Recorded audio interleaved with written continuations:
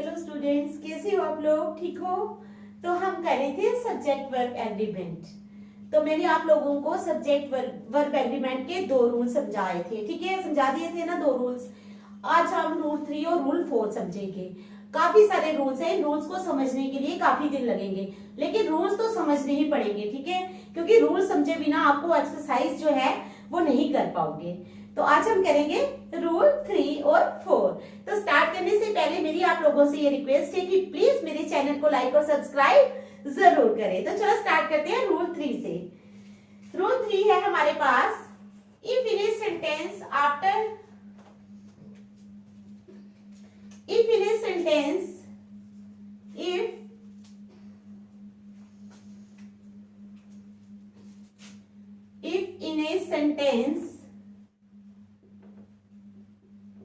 if in a sentence after these words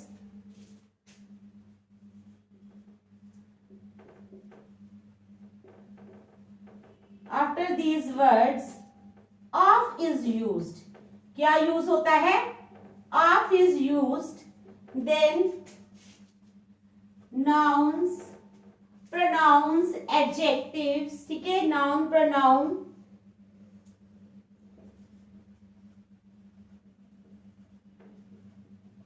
coming after of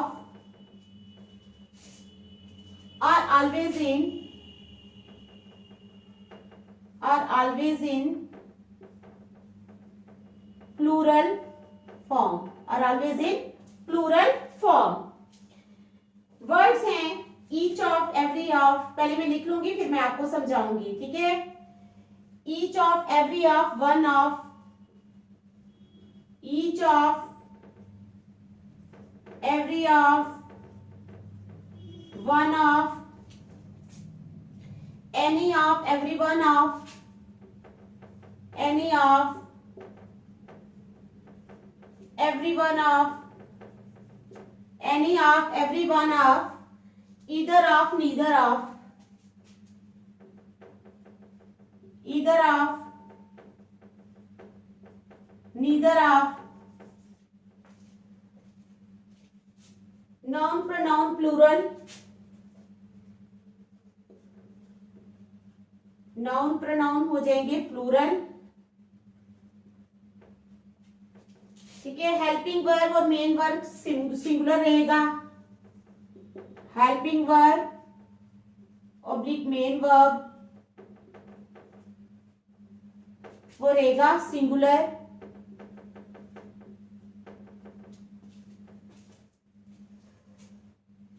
adjective भी singular,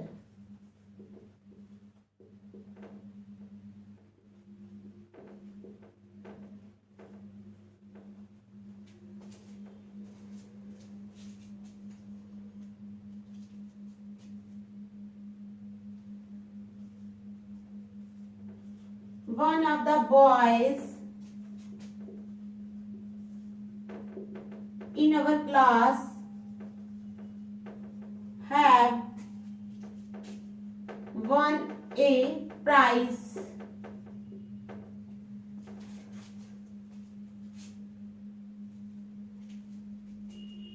One of the boys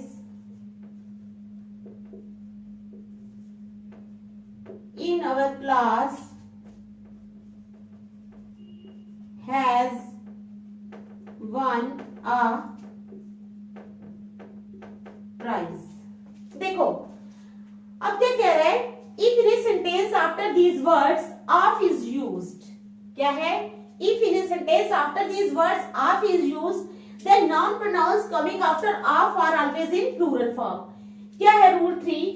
ये जो words है, कौन से वर्ड्स? each of, देखो each के बाद क्या लगा है?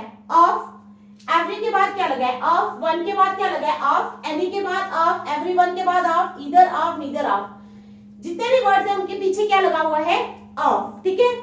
if in a sentence after these words of is used, अगर each के पीछे ऑफ लगा होगा, एवरी के पीछे ऑफ लगा होगा, जितने भी वर्ड्स हैं इनके पीछे ऑफ लगा होगा, तो उस सेंटेंस में जो नॉन प्रोनाउंस है कमिंग आफ्टर ऑफ के बाद जो आएंगे वो प्लूरल फॉर्म में होंगे। किस फॉर्म में होंगे? प्लूरल फॉर्म में होंगे। ठीक है, नाउन पर नाउन जो है वो प्लूरल फॉर्म में होंगे, helping verb public main verb singular होगा और एडजेक्टिव भी सिंगुलर होगा। आगे समझ, नाउन प्रोनाउंस प्लूरल होंगे, ठीक है, helping verb public main verb क्या होगा? सिंगुलर होगा और एडजेक्टिव भी सिंगुलर होगा। देखो मैं आपको समझा रही हूं।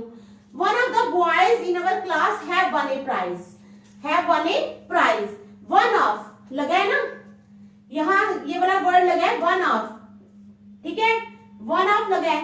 तो हमें पता है कि यहाँ पर, ठीक है, नाउन प्रोनाउंस प्लूरल होंगे, ठीक है, नाउन जो है वो प्लूरल होंगे, बॉयज लगा है, बॉयज लगा है। दोनों सेंटेंसेस देखो, ठीक है, वन ऑफ बॉयज, बॉयज लगा है, ठीक है, यहां तक ठीक है।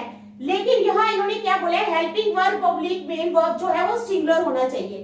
क्या होना चाहिए? Helping verb oblique main verb singular होना चाहिए। लेकिन आप देखो इसमें क्या है? हेल्पिंग वर्ब, इसमें प्लूरल लगा है, इसमें सिंगुलर लगा है। तो हमारा सेंटेंस ये वाला करेक्ट हो जाएगा, ये वाला इनकरेक्ट। ये सेंटेंस जो है ये हमारा इनकरेक्ट है। क्या है?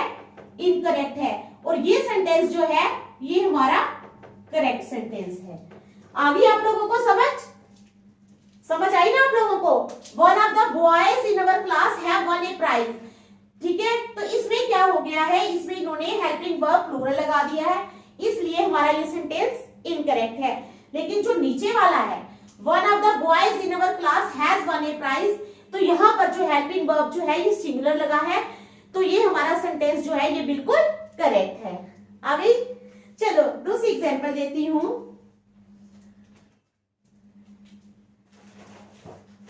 One of the most widely spread, example second, one of the most widely spread,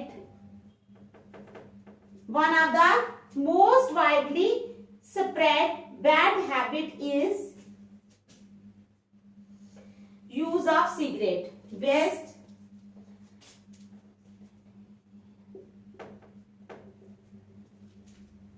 spread bad habit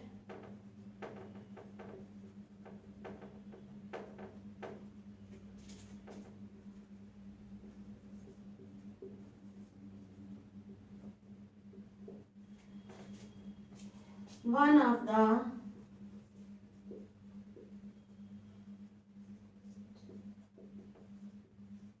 widely spread bad habits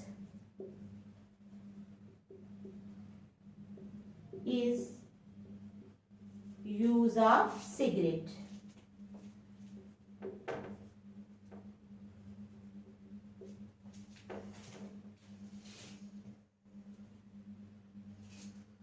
अब देखो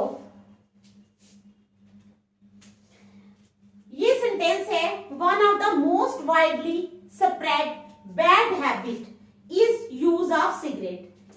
समझ गए आप? पहले सेंटेंस में देखो क्या है, हमारे पास रूल कह रहा है कि जो भी ऑफ के बाद जो भी नाउन आएगा, ठीक है, नाउन पर नाउन जो आएंगे वो क्या होंगे? क्या होंगे? प्लूरल फॉर्म में होंगे। तो वन ऑफ तो लगा है, ठीक है, वन ऑफ लगा है। उसके बाद यहां पर जो नाउन आया हैबिट, ये किस फॉर्म में है? ये सिंगुलर फॉर्म में है, लेकिन इन्होंने बोला है कि प्लूरल होना चाहिए। यहां तो ठीक है, वर्ब जो है वो भी सिंगुलर है, ठीक है, लेकिन नाउन यहां पर प्लूरल होना चाहिए था। तो ये सेंटेंस हमारा इनकरेक्ट है। क्या है? इनकरेक्ट है। यहां पर देखो one of the most widely bad habits, यहां पर क्या आया है? यहां पर प्लूरल नाउन आया है। क्या आया है? प्लूरल नाउन आया है, ठीक है, और singular helping verb, singular helping verb आया। तो हमारा रूल जो है ये यहां पे सेटिस्फाई हो रहा है, तो ये इनकरेक्ट है, तो ये क्या है? ये करेक्ट है। तो रूल 3 आपको समझ आ गया, ठीक है, सब्जेक्ट वर्ब एग्रीमेंट का रूल 3 समझ आ गया ना। चलो रूल 4 करेंगे आप।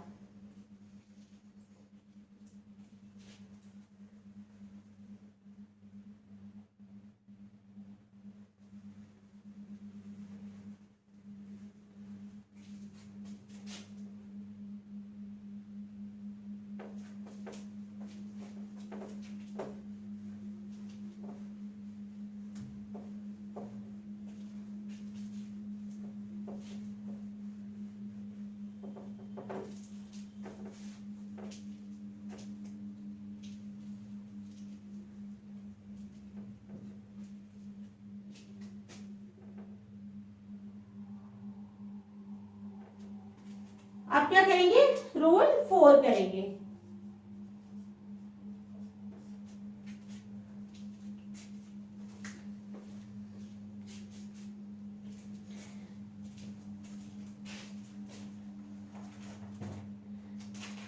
अब रूल 4 कहता है, if any sentence, if in any sentence, if in any sentence subjects are connected,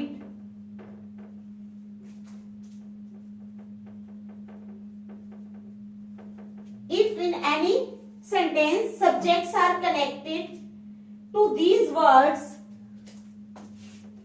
connected to these words, then the verb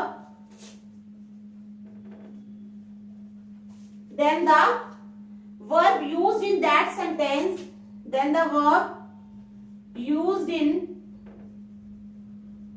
that sentence is always according to the first subject, is always according to the first subject, is always according to the first subject। तो चलो start करते हैं। Words कौन कौन से हैं हमारे पास, काफी सारे वर्ड्स हैं, ठीक है, ध्यान से देखना। with, along with, together with, as well with, together with, along with,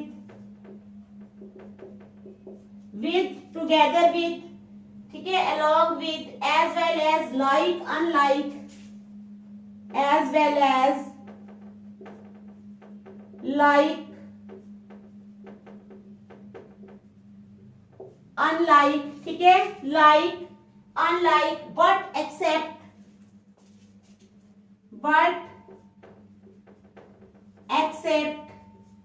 ठीक है, rather than, besides, in addition to, rather than,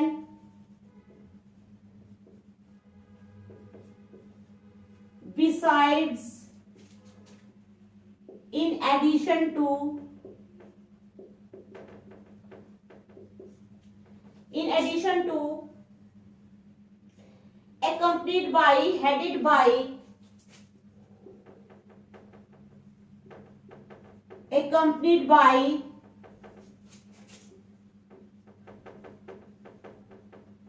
headed by, accompanied by, headed by, guided by, guided by, governed by,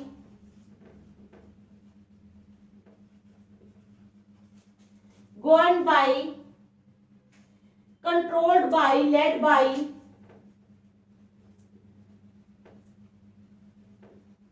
controlled by, led by, dominated by, dominated by, run by, etc। बहुत सारे words हैं, अभी मैं आपको समझाती हूं।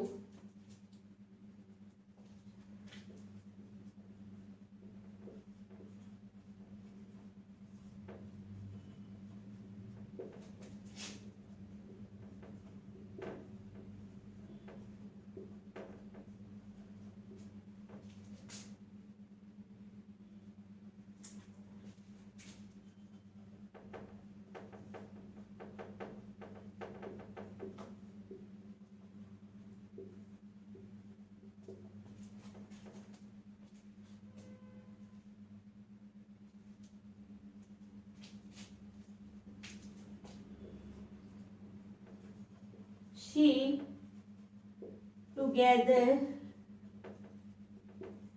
with her sister, has gone to the market. She together with her sister has gone to the market.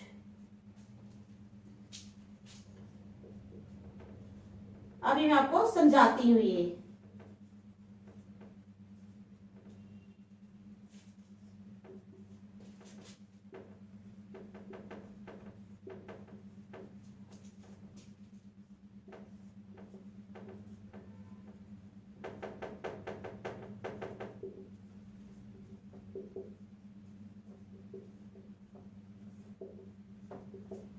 क्या है हमारा रूल? कहते हैं if in any sentence subjects are connected to these words, subject जो है वो इन वर्ड्स के साथ कनेक्ट होते हैं, then the verb used in that sentence, तब जो वर्ब उस सेंटेंस में यूज होता है is always according to the first subject, वो हमेशा फर्स्ट सब्जेक्ट के अनुसार ही यूज होगा।